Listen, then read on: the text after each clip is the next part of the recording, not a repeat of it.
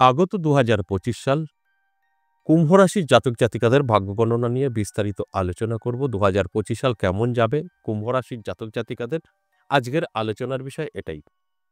আপনাদের আমি বিস্তারিত বলবো গোটা বছর কেমন কাটবে। আমাদের এই প্রশ্ন প্রত্যেকের থাকে যে আমার সামনের বছরটা যে আসছে, আমার কি ভালো যাবে না খারাপ যাবে?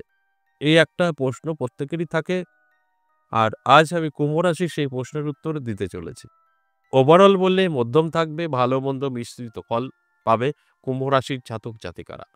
তার কারণ কি, আমি সবটাই ভেঙে বোঝানোর চেষ্টা করব। এই ২০২৫ যদি আমরা যোগ করে দেখি, সংখ্যা ৯ আসবে। 2025, 224 এবং 59। এই 9 সংখ্যাটা দেখতে হবে কোন গ্রহের হচ্ছে। এটা কিন্তু মঙ্গল গ্রহের সংখ্যা হচ্ছে। তাহলে ২০২৫ সাল মঙ্গল পরিচালিত বছর। এই মঙ্গল পরিচালিত বছর কুম্ভ রাশির জাতক জাতিকাদের জীবনে কোন কোন দিক থেকে সফলতা, কোন কোন দিক থেকে সাবধানতা থাকতে হবে, সবটাই আমি বলবো, সঙ্গে থাকুন। নমস্কার, জয় মা কামাখ্যা, জয় মা তারা। আজকের আলোচনা অত্যন্ত গুরুত্বপূর্ণ।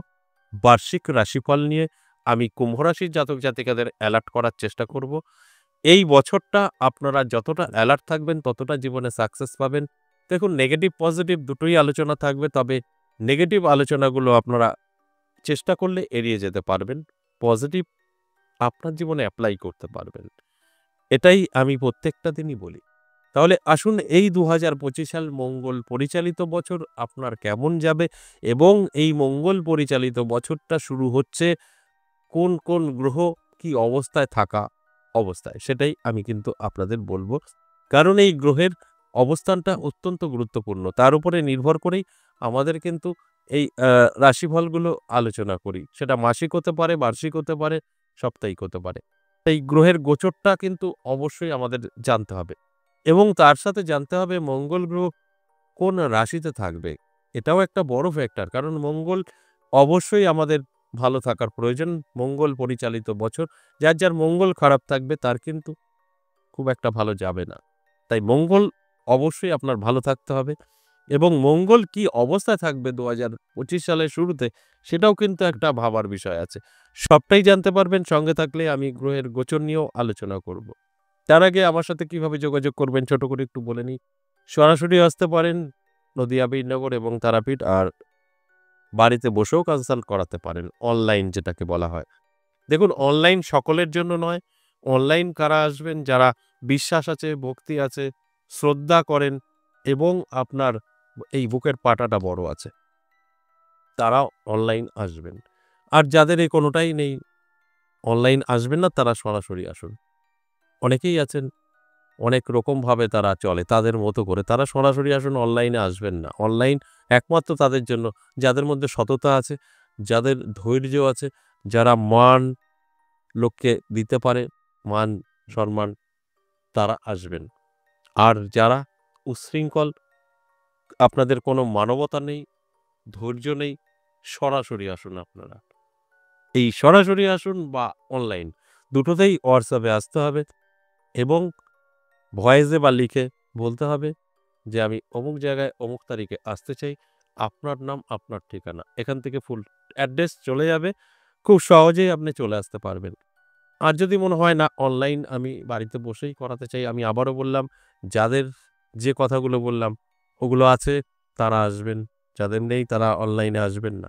আর যারা আসবেন তাদের জন্য ওই ভয়েসে বা লিখে পাঠাবেন যে আমি বাড়িতে বসেই কনসাল্ট করাতে চাই।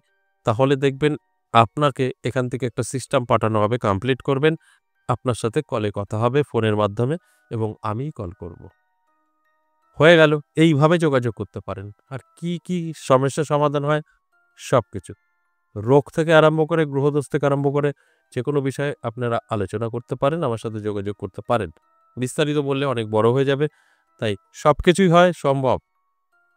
এবার আসুন, প্রথমেই দেখব ২০২৫ সালের শুরুতে গ্রহের অবস্থান কি আছে। কারণ এর উপরে নির্ভর করেই এই আলোচনাগুলো করা হয়। তাই এটা কিন্তু আমাদের জানতেই হবে। দেখুন, শুরুতেই যদি আমরা ফলো করি তাহলে দেখব দেবগুরু বৃহস্পতি বৃষ রাশিতে থাকবে বক্রী হয়ে এবং মঙ্গল থাকবে কর্কট রাশিতে। এই কর্কট রাশি কিন্তু মঙ্গলের শত্রু গ্রহ নয়, সেখানে মঙ্গল কিন্তু অবশ্যই ভালো ফলই দেবে। এবং কেতু থাকবে কন্যা রাশিতে, আর বুধ থাকবে বৃশ্চিক রাশিতে। আর সুসমৃদ্ধি যোগ তৈরি করবে ধনু রাশিতে দুটো গ্রহ মিলে, রবি এবং চন্দ্র অত্যন্ত শুভ ফল দেবে। এদিকে শনি এবং শুক্র একত্রে কুম্ভ রাশিতে থাকবে। এই শনি শুক্র কিন্তু মিত্র গ্রহ, কোনো রকম এদের শত্রুতা নেই, সেখানেও কিন্তু একটা ভালো ফল দেবে। আর রাহু মীন রাশিতেই থাকবে। এই গ্রহের অবস্থান কোন কোন দিক থেকে কুম্ভ রাশির জাতক জাতিকাদের ভালো হবে, কোন কোন দিক থেকে সতর্ক থাকতে হবে, আজকের আলোচনার বিষয় এটাই। তাহলে আসুন প্রথমেই আর্থিক দিকটা দেখি। আর্থিক দিক কিন্তু যথেষ্ট পজিটিভ থাকবে কুম্ভ রাশির জাতক জাতিকাদের, কারণ সুসমৃদ্ধি যোগ এটা কিন্তু অত্যন্ত শুভ ফল দেবে। আর তার ফলেই কিন্তু আপনার আর্থিক উন্নতি হবে চোখে পড়ার মতো। ইনকাম আপনার যথেষ্ট ভালো থাকবে, তবে ইনকাম যেভাবে থাকবে সেভাবে খরচের রাস্তাটাও কিন্তু তৈরি হবে। আর সেখানে দাঁড়িয়ে যদি খরচটা আপনি কন্ট্রোল না করতে পারেন, আয় ব্যয় একটা জায়গায় দাঁড়িয়ে যাবে। তাই আমি আপনাদেরকে অ্যালার্ট করি, অ্যালার্ট করার পর দায়িত্বটা আপনাদের। আপনারা চাইলে অবশ্যই এগুলোকে নিজে হাতে কন্ট্রোল করতে পারবেন। তাই এই যে আপনার ইনকামটা ভালো থাকবে সেটাকে ধরে রাখার চেষ্টা করুন, বেফালতু ব্যয়টা বন্ধ করুন, অনেকটাই ভালো থাকবেন। এবং শুধু তাই নয়, যারা চাকরি করছেন তাদের ক্ষেত্রেও কিন্তু শুভ। তাদের কিন্তু প্রমোশন হতে পারে, স্যালারি বৃদ্ধি পেতে পারে, এগুলো অবশ্যই পজিটিভ। এবং বেকার যারা আছেন বেকারত্ব দূর হতে পারে। নানাভাবে আপনার কিন্তু সুযোগ আসবে, যোগাযোগ তৈরি হবে। একটা বছর যদি আপনি চেষ্টা করেন, আপনার কিন্তু বেকারত্ব দূর হবে। সেটা আপনি নিজে কিছু করতে চান বা চাকরি পরের আন্ডারে, সবটাতেই কিন্তু সাকসেস এবং সফলতা থাকবে। তবে চেষ্টা করে যেতে হবে, চেষ্টা না করলে হবে না। ধরুন আপনি আজ প্রোগ্রামটা দেখছেন, শুনছেন, আপনার কুম্ভ রাশি, আপনি ঘরে বসে শুয়ে সবকিছু পেতে চাইছেন যে আমার রাশি আছে সব পেয়ে যাবো, কিচ্ছু হবে না।